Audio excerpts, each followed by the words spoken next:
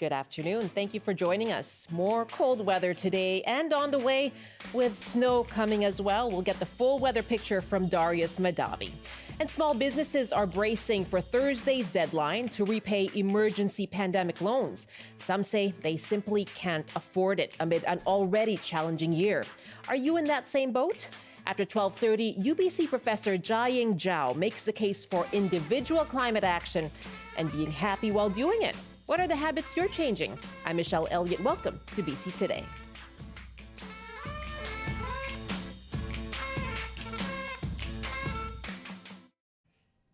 Thanks for joining us on CBC Radio 1, live streaming as well on your CBC News app, on the website cbc.ca/BC, and on YouTube at CBC Vancouver. Well, Arctic air continues to sit over BC, meaning the vast majority of the province is still under cold warnings. You may also want to make those plans for a snow day, as many parts of BC are expecting flurries. CBC's climate and science specialist Darius Madavi joins me now. Hello. Hello. All the information we need to know. Oh my goodness. Yes, I heard a lot about frozen pipes on the weekend. My neighbor came and asked for some water. And we obviously have heard about the hospital in Mission as well. Tell us about the weekend and the records that were broken. Oh, yeah. So it started on Friday, really. We saw that 6-decade low for Victoria, the lowest temperature we've recorded. So it's been a record-breaking time here in Vancouver. We saw the lowest temperature recorded for that day since the station opened in 1937 at the Vancouver airport. So here on the South Coast, for sure, and also across BC. I was on the CBC's climate dashboard, cbc.ca/climate, where you can compare what the temperature is right now, wherever you are, to the historical average. And just scrolling through, they have a list of all the records that are being broken that day. It was the most scrolling I've ever had to do since that heat wave that hit us over the summer. So definitely a record-breaking weekend. They're still being broken. Environment Canada also releases weather summaries for all the records that have been broken, and there were still more being broken yesterday, even as temperatures have started to come up. So these are mostly daily temperature records. So we're basically saying as far back as the record goes for a location on January 14th or 15th, has this temperature ever been lower? But some of these records, like the one for Victoria, is just straight up the lowest temperature that's been recorded in that location for 60 years. So unfortunately, it looks like we've got some more cold days ahead, with the exception of some parts of the west coast of Vancouver Island. The vast majority of BC, including here in Vancouver, not likely to see temperatures above zero again today. So it's going to be another chilly one. The air is just sitting a little bit longer than most of the models predicted, but not just sort of out of the realm of possibility. It's not that unusual that it's sitting there here a bit longer. Jet stream just sort of trapping it. But the air mass is starting to move further east. So eastern Canada, southern Ontario, starting to get a lot of that cold air, and down in the States, where we're seeing near record low temperatures in places like Texas. Yes, you're right. You know, I feel like a lot of what I was reading when it came to news over the weekend had to do with Arctic weather, whether it was here in Canada, over in the East, or in the United States as well.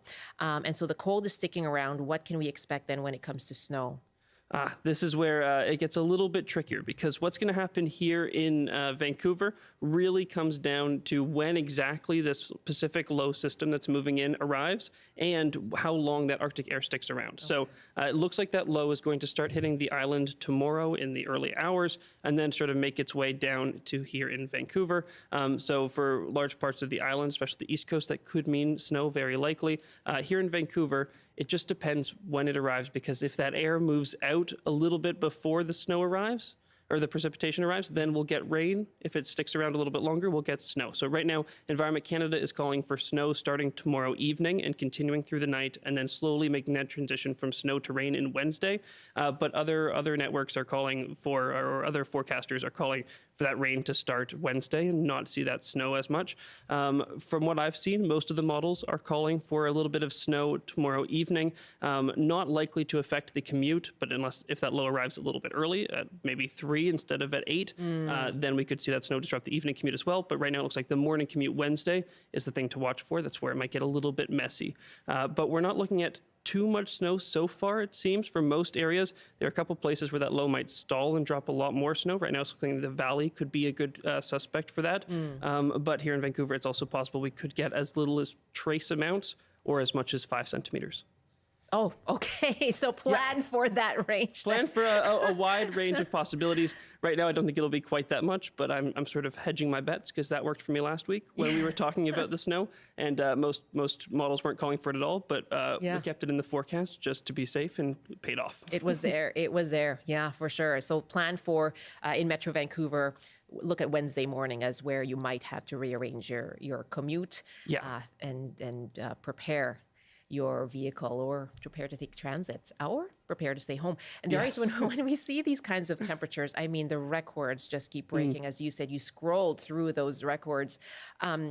Winter is cold, but when we see the temperatures go down this low, is this colder than normal? And because it is, can we say that this is then linked to the impacts of climate change? It's a great question. So absolutely, this is not normal. So even in northern BC, where it does usually get cold, we're talking temperatures on Friday, 25 degrees lower than usual. Even now, we're looking at temperatures across the province anywhere from 10 to 20 degrees below normal. Here on the south coast, we're starting to moderate a little bit, but still, we're not usually in the negatives. We're still usually here in Vancouver at around 6 or 7 degrees across the island, very similar for many places. So not normal. It's because, again, of this Arctic air that sort of moved down. Usually, we have in the winter a very strong polar vortex. So this is a low pressure system that sits over the Arctic, swirls, traps all that Arctic air, prevents it from coming down here to us. And there's sort of two pieces of this. The polar vortex is up high in the atmosphere, and we also have the polar jet stream, which circles closer to the Earth and locks that air in at surface level. But every once in a while, we get a disruption to that polar vortex. That air starts to leak out. That can affect the jet stream down here at the surface, and that can sort of sink further down and bring us that Arctic air. So what's happening now is that jet stream has sunk further down and is sort of making that air sit over us. And so slowly that jet stream is moving further east, bringing that air with it, but it's taking a little bit of time.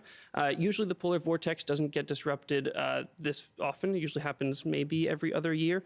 We see sort of smaller outbursts of Arctic air, but not to this degree. And the polar jet stream in an El Nino year, which is what we're in now, is usually further north, so we get even less of that Arctic air. But every once in a while, especially at the end of the season, El Nino can cause more of these polar vortex disruptions, but we're not at the end of the season, so very unusual there. And in terms of climate change, there are sort of two competing sort of theories that come out of the models. And so right now, the weight of the evidence is towards the idea that in a warmer climate, we see more of these Arctic outbreaks. The polar vortex gets disrupted more often, and we see more of these outbreaks. There are some models that show that this happens less often, but right now, by far, the weight of the evidence is on in a changed climate. We don't get this sort of consistent polar vortex that we're used to. Changing climate means a lot of things that we're not used to, including these sort of more common Arctic outbreaks. Absolutely. And is that something that will be revisited or studied, further down the road? Oh, yes, absolutely. We're seeing these models are being updated all the time as we get more evidence, as we see more outbreaks like this. We have more things to add to the data set, and we can get a better idea of what exactly will happen. So. Retroactive. Darius, thank you so much for staying on top of this. Darius Madavi is CBC's climate and science specialist, and of course, much more coverage on the cold weather and the impending snow throughout the day here on CBC. It's 12:14, 1:14 in the Mountain Time Zone. This is BC Today. While it might be too cold outside for many people, a few braver souls strapped on their skates to take advantage of the freshly frozen ponds in Vancouver. I can't believe how fast it got frozen, right? I thought maybe Sunday, maybe there's a chance, but we come down here Saturday morning. There's no one here, picked up a little bit, but it's been beautiful. It's unbelievable. Rare for Vancouver.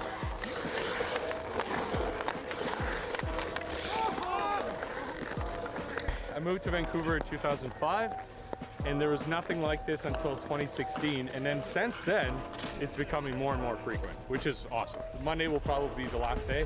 And today the ice was like glass, like a winter dream come true for sure. The ice seemed great, and it's been essentially a lake for a month now. It looked frozen, very thick, and it was great. So I was out there and just took it all in that rare outdoor pond moment, which we just don't get in Vancouver. If you don't feel the ice getting soft on your blades, like that's a really good sign that it's probably not the best idea. Be cautious, because we know unless you're sitting there measuring it, you have no idea how thick it is or how long it's been thawing in the sun. Let the municipalities kind of go in and tell you if it's safe or not, because they're going to know properly. Well, those were skaters enjoying the cold weather in Vancouver. Stay with us here on BC Today. After 12:30, we'll talk about climate change habits, and we want to hear your own tips. What habits are you trying to change? That's after 12:30.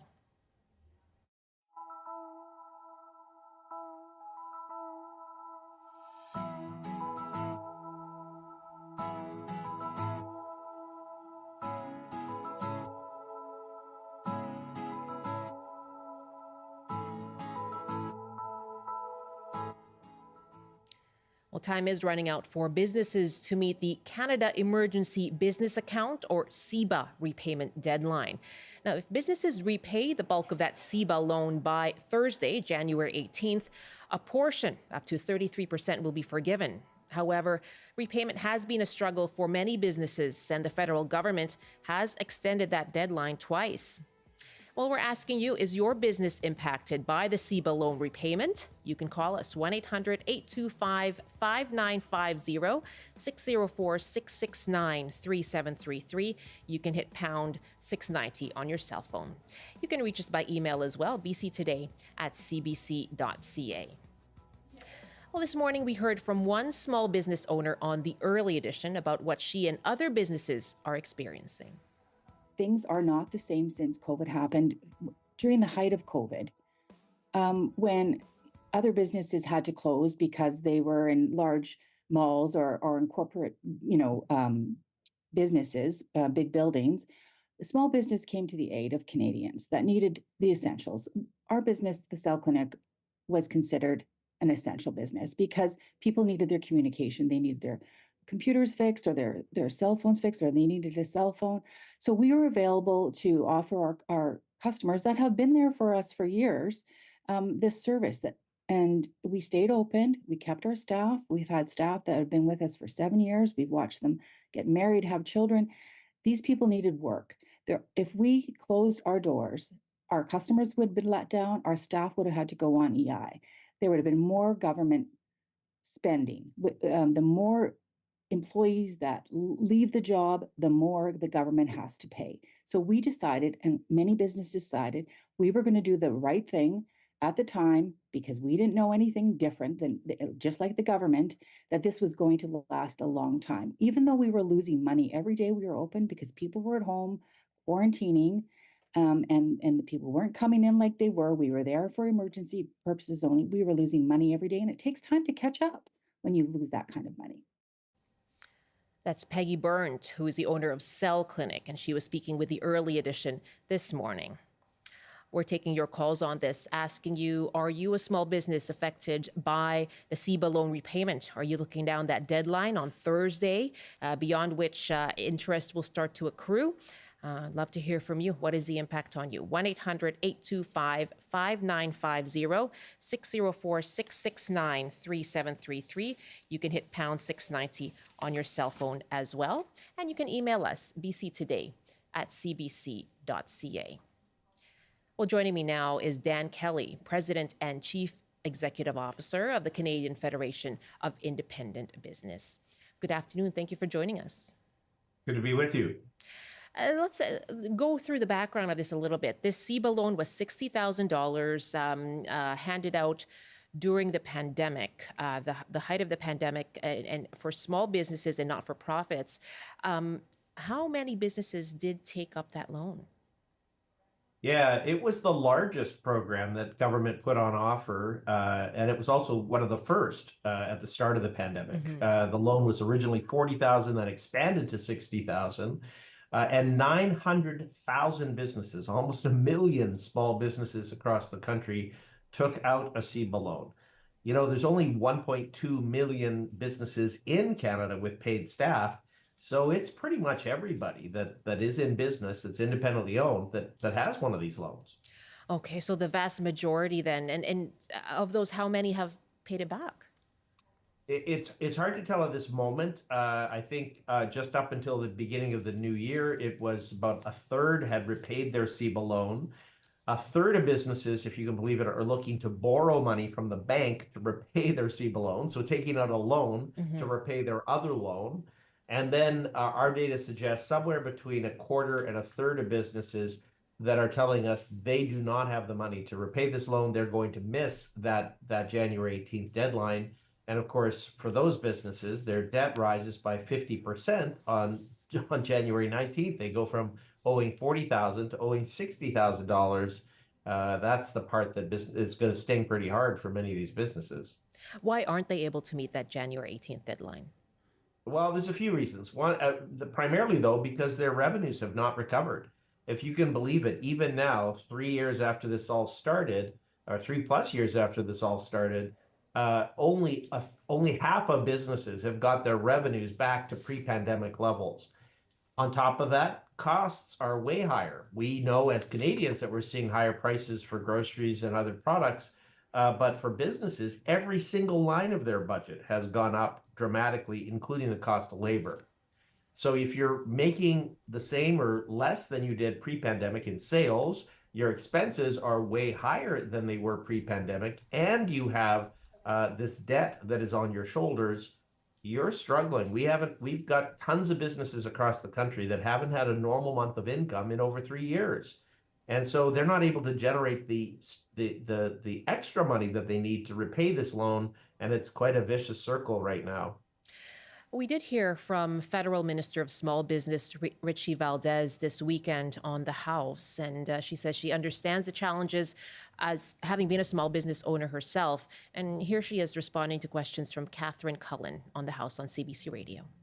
When we're talking about CEBA, small businesses, they've benefited from 3 years now from having this interest-free loan. And I think it's incredible that we've been able to support nearly 900,000 Canadian small businesses through this program. And I need to make a few things clear because in some cases, small businesses are still not aware of all the options that they have available to them. So first and foremost, January 18th is not the deadline to repay the entirety of the loan in full if you aren't able to. But it is when they will no longer have access to that forgivable portion, right? It's as if they're seeing $10,000 or $20,000 slip through their fingers in a way. So the January 18th deadline refers to when small businesses have to repay in order to qualify for the forgivable portion, as you mentioned. The $20,000 is a third of the entirety of the loan, which can be forgiven and reinvested back into the business. And on top of that, we also announced several other options that small businesses have, which include the refinancing extension, so that if you can get your loan refinanced with the financial institution by January 18th, they have through to March 28 to still qualify for the up to $20,000 of forgiveness of the loan. That's Small Business Minister Richie Valdez speaking with Catherine Cullen on the House this weekend. Dan Kelly, how do you respond to that there are these other options? You touched on them earlier with some businesses already having sought out those loans and refinancing from banks.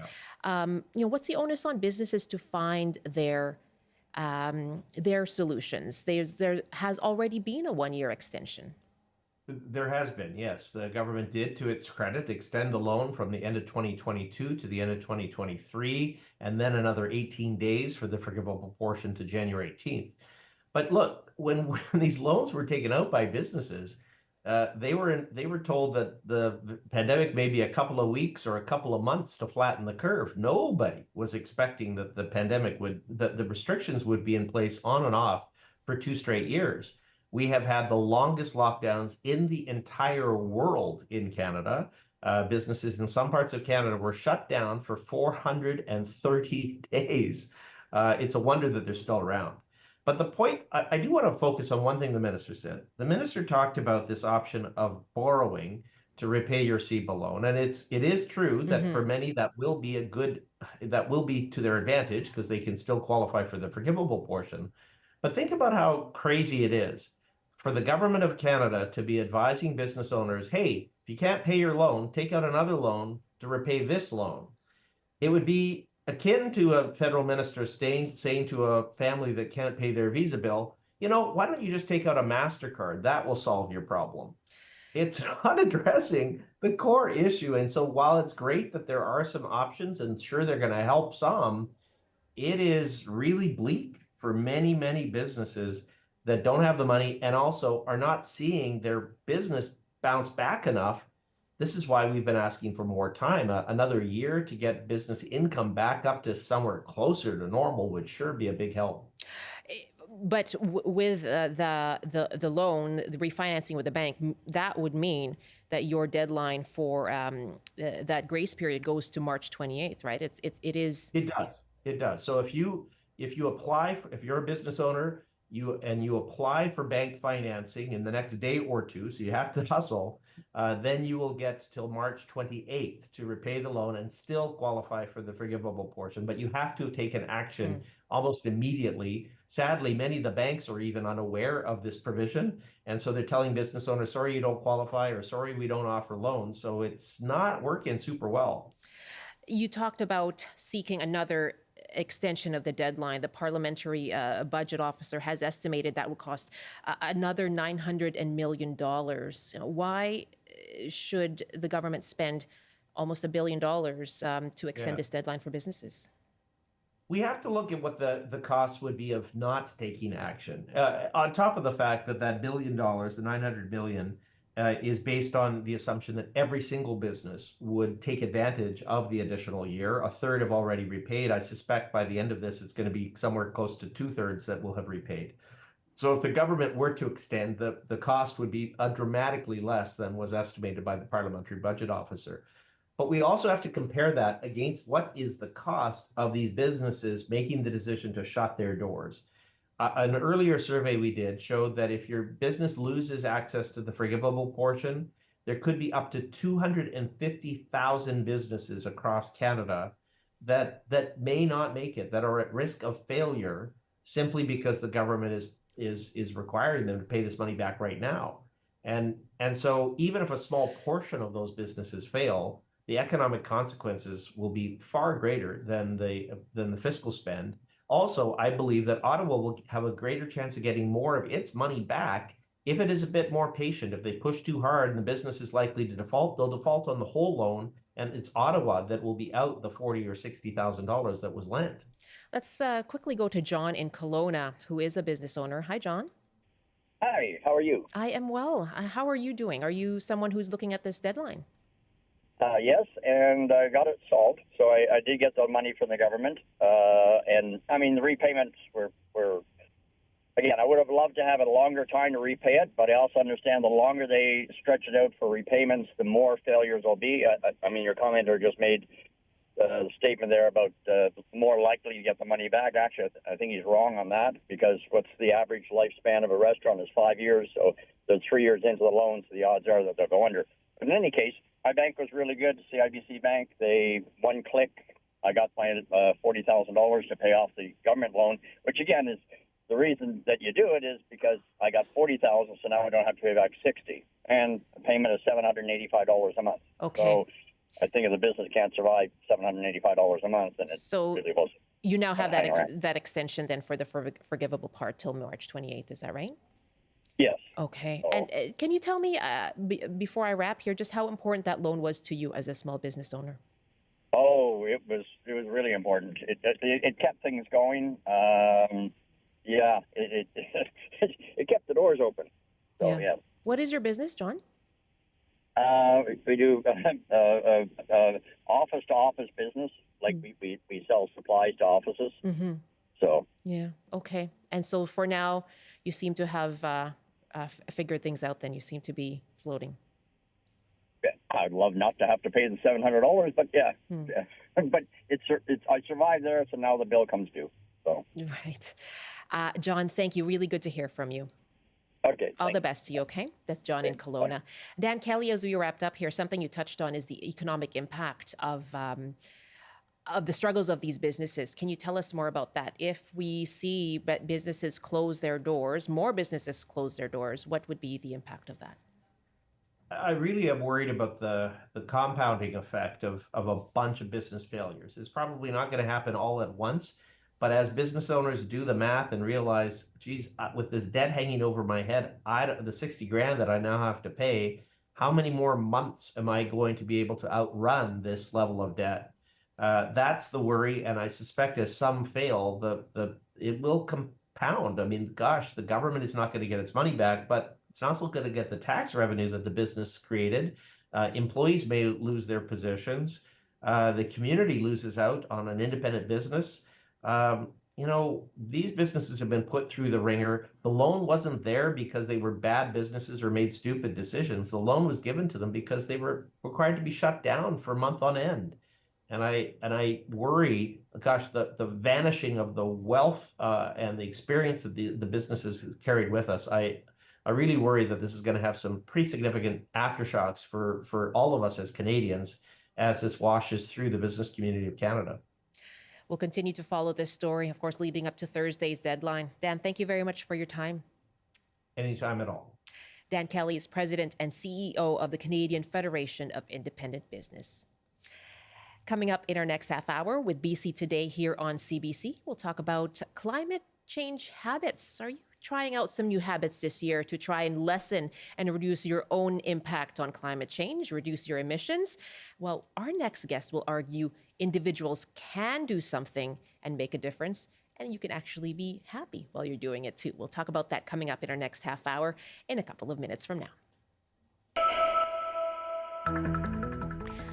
I'm Tanya Fletcher in the CBC Vancouver newsroom. Here are the top stories we're following this hour. BC's Premier has triggered a mini cabinet shuffle. Grace Laura is now the new Minister for Children and Family Development, taking over from Mitzi Dean. She's now Minister of State for Childcare. Andrew Mercier has been named Minister of State for Sustainable Forestry. A BC ferry that has been plagued with previous mechanical issues is out of service again, and it's led to cancellations through the morning between Duke Point and Tsawwassen. The Coastal Celebration has been pulled from service due to a problem with its propulsion system. That vessel was out of service last year as well for repairs to a blade seal and its drive motor. And survey says 3/4 of Lower Mainland drivers installed winter tires this year. That's according to an ICBC poll. It also finds 20% had a close call while driving last winter, and nearly 40% say they witnessed a crash in poor driving conditions.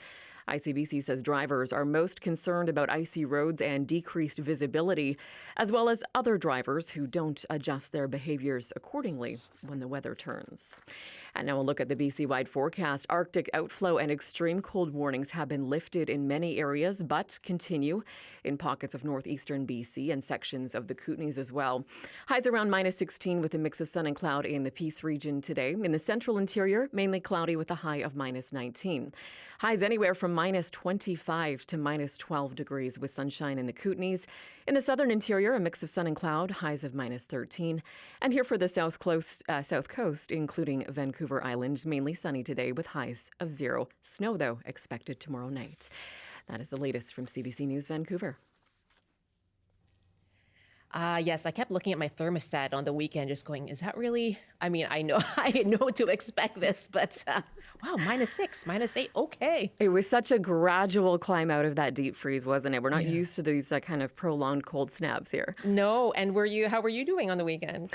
Not bad. My dog might argue otherwise. He's a wiener dog, so he's got little tiny feet. So he doesn't last long in these temperatures. No, a lot of inside time. Exactly. Lots of snuggling, which is just fine with him. Oh, yes, same here. It was an indoors day for sure. I know this weekend, a lot of layers for myself too. Pants upon pants upon pants.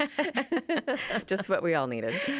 Thanks so much, Tanya. Thanks, Michelle. That's the CBC's Tanya Fletcher in the CBC Vancouver newsroom. Welcome back. You're with BC Today here on CBC Radio 1, live streaming as well on CBC's News app. You can use that CBC News app to watch us, and you can use the CBC Listen app to listen to us as well. And you can find us online on our website, cbc.ca/BC, or you can go to YouTube. Just search for CBC Vancouver.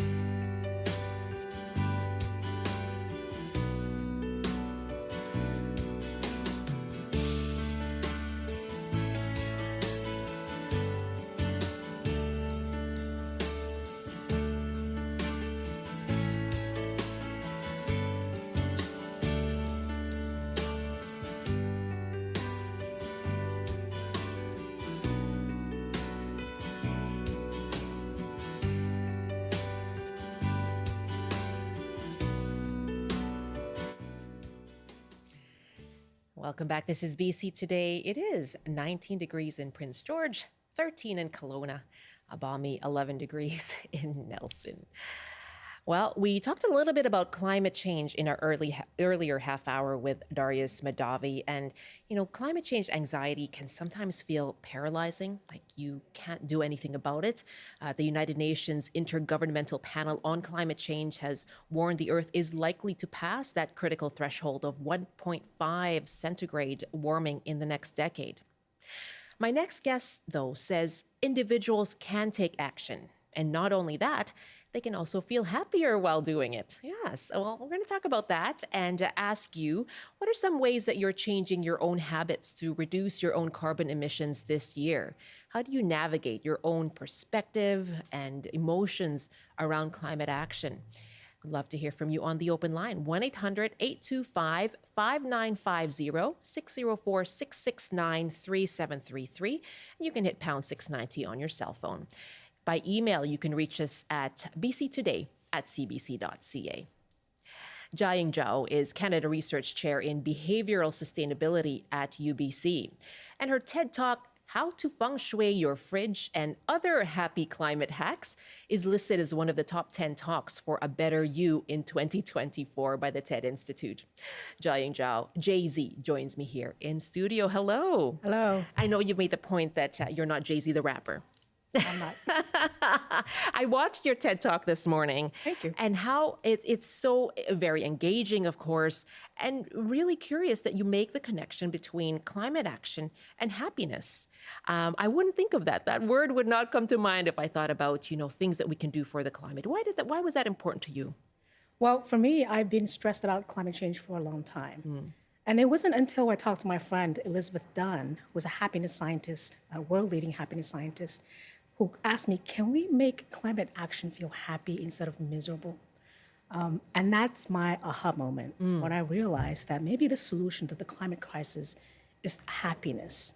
So what I mean by that is we need to not make people feel shameful, stressed, anxious, guilty about their actions. Instead, we should do things that not only reduce carbon emissions, but also make ourselves feel happier. How do you do that when headline after headline says, it's just getting worse? We are, of course, living through the effects of climate change already. None of it is very happy. So how do you find the brighter side of that? I use climate action as almost a treatment to bring my mood up, to lift myself up so I can keep going and keep fighting for a better, sustainable future. Sort of a carrot and a stick. Absolutely. So how do you make the case then for us? Okay. You can be, you're like, I'm ready to do Yeah, this. so I'll give you one example. The current narrative, or let's say around food, is eat less meat. Some have gone to say no meat whatsoever. I think that's too extreme, and that's not a happy framing. Instead, the happy climate action is eat more plants. So it's essentially the same argument, but now we're emphasizing that maybe eating more plants is good for the climate, which is actually true. It has a lot less carbon emissions. But plants also increase our happiness. It boosts our mood, subjective well-being, and physical health. So that is a great happy climate action. Okay, so not only are you making a difference for the planet, but you are also making a difference for your own health and mental health, as you say. Absolutely.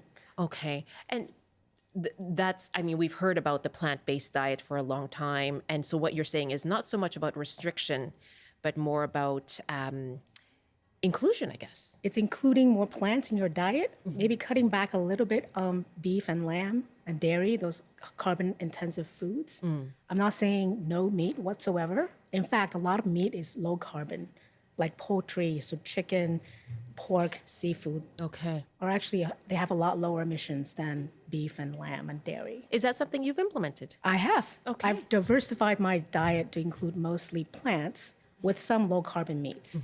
So that's what I've been doing. And so people can feel even better about that step that they're taking. What difference does that make? That makes a huge difference. Cutting back on meat and eating more plants reduces carbon emissions by a lot. That, I think, as much as 50% in terms of food-related emissions. So that's a huge, high-impact climate action. it also boosts our happiness by a lot as well. What's the connection there? I think it's just a mind shift of, instead of avoiding meat, which is good for the climate, but it's not a happy thing to do, let's connect happiness to carbon emissions or climate change. Now, by eating healthier and feeling better and happier, we're actually fighting climate change at the same time. Okay. We'd love to hear from you. Join the conversation. What are some climate happy habits that you're trying to take on this year? How are you changing your daily routine around to reduce your own impact on climate change, reduce your own emissions? Want to hear from you. What do you think of this idea of infusing happiness into that goal of impacting climate change? 1-800-825-5950, 604-669-3733, pound 690 on your cell phone. My guest is Jiaying Zhao, who is the Canada Research Chair in Behavioral Sustainability at the University of British Columbia. Lots of calls coming in on this one. Sheena is on the line from Victoria. Hi, Sheena. Welcome back. Hi, thank you. I'm so glad that you're doing this subject. What do you think? Well, I'm not sure that I personally would link it to happiness, because I think a lot of people would say, but that never-ending number of electronic toys make me really happy. But my philosophy is just stop buying stuff, actually. My philosophy. We don't need all this stuff to make us happy, and we would be healthier without all the stuff that we're buying. I have just recently given up beef, which is so hard Is for that me right? because... Oh, it was hard for you? Oh, yeah, because my mother was Scottish, so I pretty much had roast beef every Sunday of my life. So I had to give that up. But I've been for a few years giving things up, and the main one is don't buy anything that's made from a petroleum product. So that means no plastic. Yeah. Nothing made of plastic or packaged in plastic. And it really is doable. I've heard people say, but, oh, my gosh, how can you buy groceries without plastic? Just don't. How do you do that? What's your answer? Oh, well, get your meat at the butcher counter and have them wrap it in butcher paper. Same thing for cold cuts and cheese. Get a yogurt maker and make your own yogurt. Sheena, I come out of the grocery store without plastic.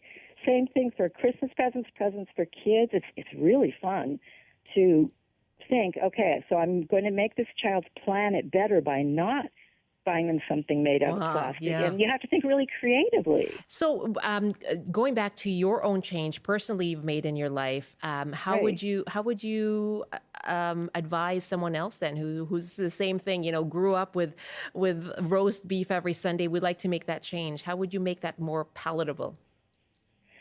By focusing on how you're helping the planet.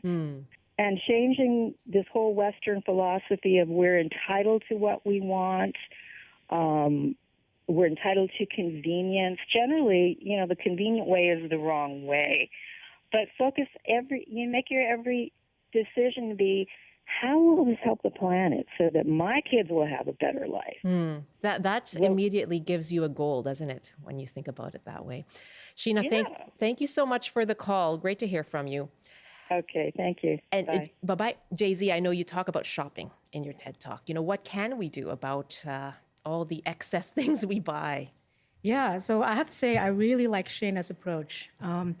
Shop less. That's good for the planet. And because fast fashion has more emissions than flights and shipping combined.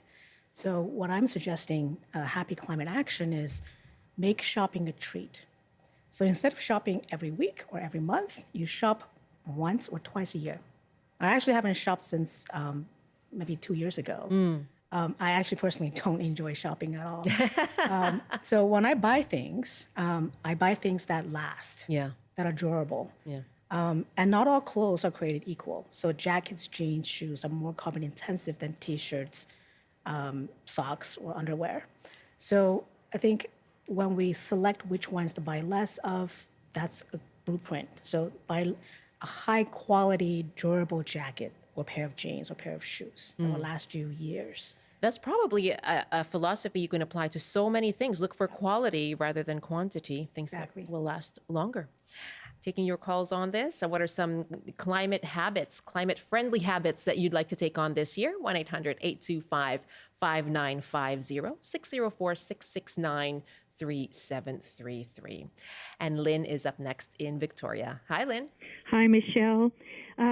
For years now, I have realized that water is not something that we should squander. Now, even more so. Sure. So what I've been doing is, and because I live alone, I can do this, but when I have a bath, I leave the water in the tub, and then I take a bucket and I flush the toilet with it. And I generally, this is something that I do, I won't tell everyone, but I usually only flush it when it's brown. I leave it yellow to mellow, and then when it's brown, I flush it down with the bathtub water. And I do try to say gently and kindly to my friends, please don't leave the tap running while you're brushing your teeth or washing your hands, because it's a finite element that we're dealing with. So, yeah. Absolutely. Lynn, thank you very much. People who, go camping or go to cabins a lot will be able to recite that to you as well, right? Let it mellow when it's yellow, flush it down when it's brown. Thanks for that, Lynn. Chris is up next in Victoria. It's useful. What can you do? It's useful. Chris, hi there. Hey, Michelle, how are you? I am fine. Yeah, thanks for calling in. First of all, I need to say that both Sheena and Lynn were bang on, as far as the grocery shopping piece goes. There's so many times where I see people go up with, a plastic bag, a single-use plastic bag wrapped around one orange or a couple bananas or, any produce that absolutely does not need to be put in a single-use plastic bag like that. So, Sheena with her shopping practices was bang on. And then Lynn, as far as the way she saves water, we do the same thing in our house with it being yellow and mellow.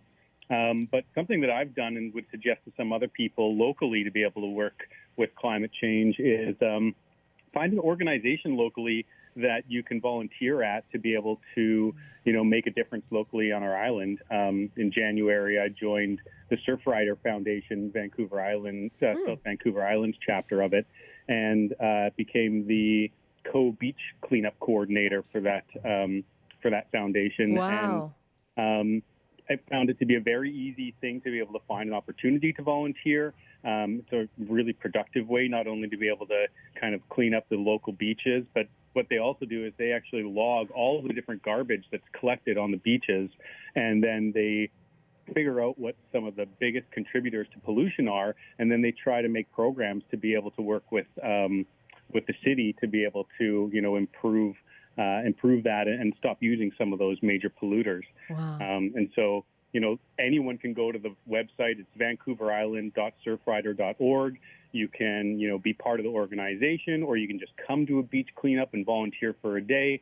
And then on the topic of, it being enjoyable, who doesn't want to spend a nice day walking around one of our beautiful coastlines, cleaning it up, making it more beautiful for everybody. Sure thing. I hear the enthusiasm in your voice, Chris. Thanks. Oh, yeah, absolutely. Thank you very much. That we know, right? I don't know personally, but I'm guessing, or I've read that the research tells us that being involved, being engaged in volunteer work can make you happy. Is that something that you found, that if you connect it to climate action, that's something usable? Yeah, that's absolutely right. I think volunteering is associated with greater happiness. So absolutely do what Chris has done. Yeah. There are many reasons for that. One is you are in nature, as what Chris is doing, the beach cleanup. You are at the beach. Two, it increases our social connection to other people. And social connection is super important for our happiness because we're with other people doing things that we care about. And three is it highlights our sense of agency and empowerment. So this actually signals that our individual actions matter, that can lead to system-level changes. Well, that's just it.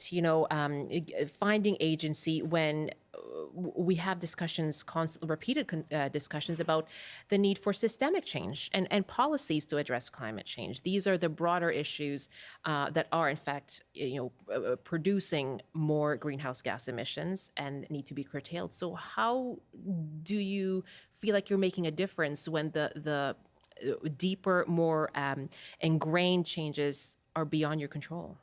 I think this is where we need to come together. We can, write to politicians, join protests, rallies. Volunteering is a great way. Or just participate in campaigns, join clubs, organizations that are on climate change or plastic pollution. That's our method of, engaging with a system level change. Not to say voting is also super important. So voice our rights, use our rights to voice our concerns. Let's take some more calls now. And Karen, also in Victoria, is on the line to talk about climate-friendly habits, how to be happy while doing it. Hello there, Karen. Hi, how are you doing? I'm fine. Thanks for calling in. I agree with a lot of what the other callers are saying. I've been a plant-based eater for 11 years now.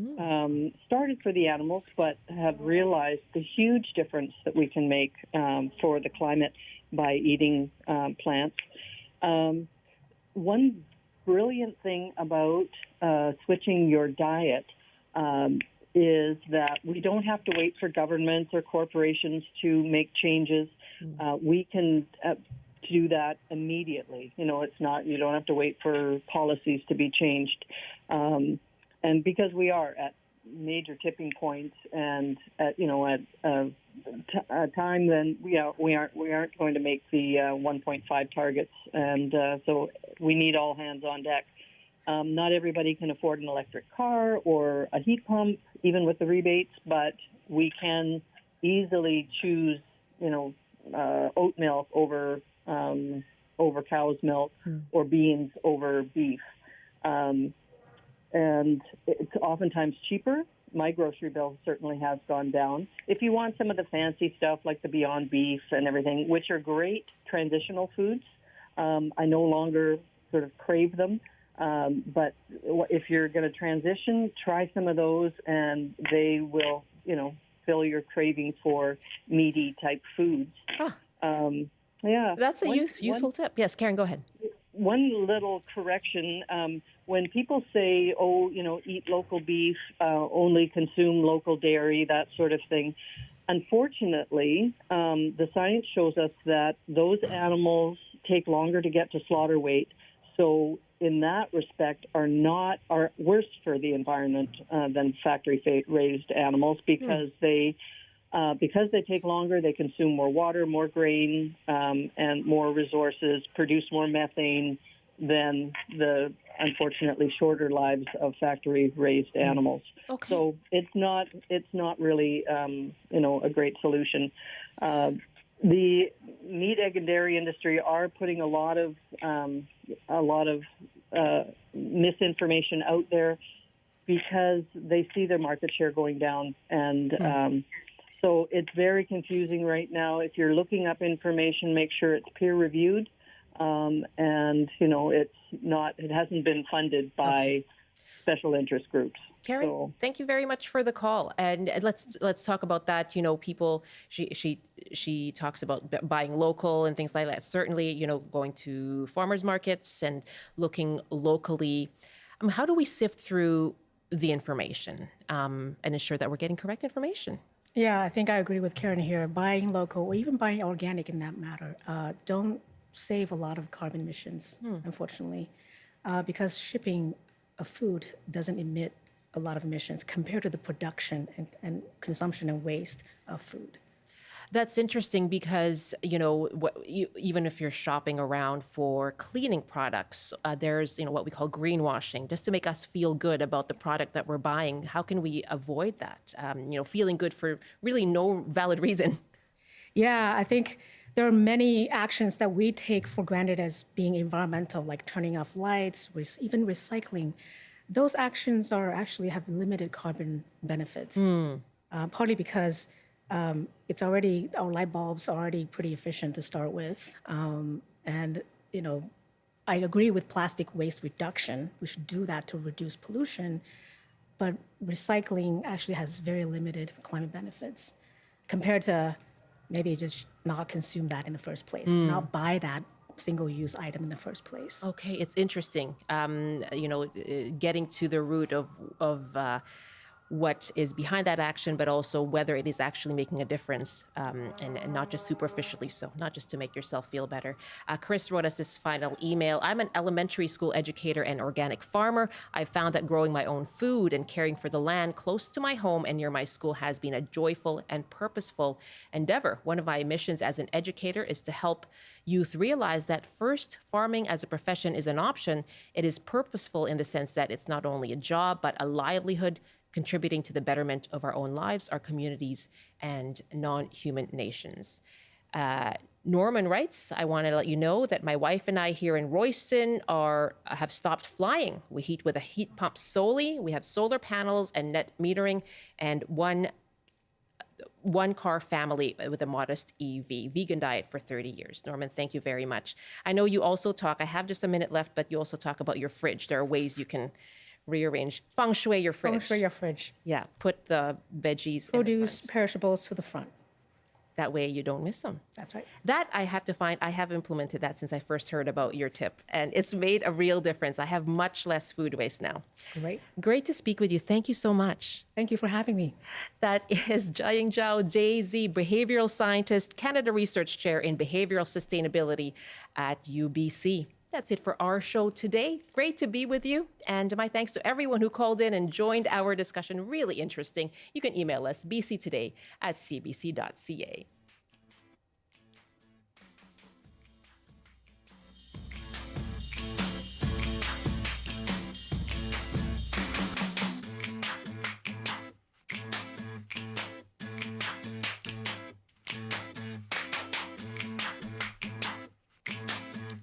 Do join us tomorrow on the show. We'll talk about housing and what the province is trying to do when it comes to creating more housing in BC. Things like more multi-unit houses, homes around British Columbia. We're going to check in on Oak Bay. CBC's Belpuri will tell us more, and we'll take your calls as well. I'm Michelle Eliot. Thank you for listening and watching to BC Today. Have a great afternoon.